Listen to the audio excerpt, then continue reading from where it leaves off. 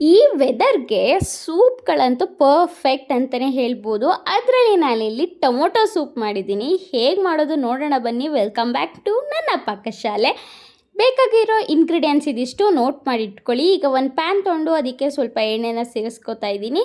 ಈಗ ಅದಕ್ಕೆ ಒಂದು ಬೆಳ್ಳುಳ್ಳಿನ ಸಿಪ್ಪೆ ಬಿಡಿಸಿ ಹಾಕ್ಕೊತಾ ಇದ್ದೀನಿ. ಒಂದು 4 ಕಾಳು ಮೆಣಸು, ಜೀರಿಗೆ ಒಂದು 4 ಕಾಳು, ಒಂದು ಪಲಾವ್ ಎಲೆ, ಒಂದು ಈರುಳ್ಳಿ, ಇದನ್ನೆಲ್ಲ ಚೆನ್ನಾಗೆ ಬಾಡಿಸ್ಕೊಂಡ ನಂತರ ಒಂದು ಟೊಮೊಟೊನ ಹಾಕ್ಕೊಂಡು ಇದನ್ನು ಚೆನ್ನಾಗೆ ಬೇಯೋದಕ್ಕೆ ಬಿಡಬೇಕಾಗತ್ತೆ.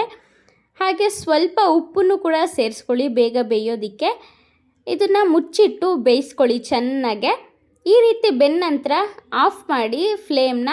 ಇದನ್ನು ಆರೋದಕ್ಕೆ ಬಿಡಿ. ಆರಿದ ನಂತರ ಒಂದು ಮಿಕ್ಸಿ ಜಾರಿಗೆ ಹಾಕಿ ಚೆನ್ನಾಗೆ ನುಣ್ಣಗೆ ಪೇಸ್ಟ್ ಮಾಡ್ಕೋಬೇಕಾಗತ್ತೆ. ಇದನ್ನು ಪೇಸ್ಟ್ ಮಾಡ್ಕೊಂಡ ನಂತರ ಇದನ್ನು ನಾವೀಗ ಈ ರೀತಿ ನುಣ್ಣಗೆ ಪೇಸ್ಟ್ ಆಗಿರೋದನ್ನ ಶೋಧಿಸ್ಕೋಬೇಕಾಗತ್ತೆ.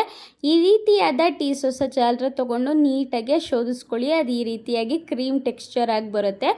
ಇದನ್ನು ನಾವು ಸ್ವಲ್ಪನೇ ನೀರನ್ನ ಸೇರಿಸ್ತಾ ನಾವು ಬೇಯಿಸ್ಕೋಬೇಕಾಗತ್ತೆ. ಇದಕ್ಕೆ ಸ್ವಲ್ಪ ಬೆಣ್ಣೆನೂ ಕೂಡ ಆ್ಯಡ್ ಮಾಡ್ಕೊತಾ ಇದ್ದೀನಿ ನಾನು.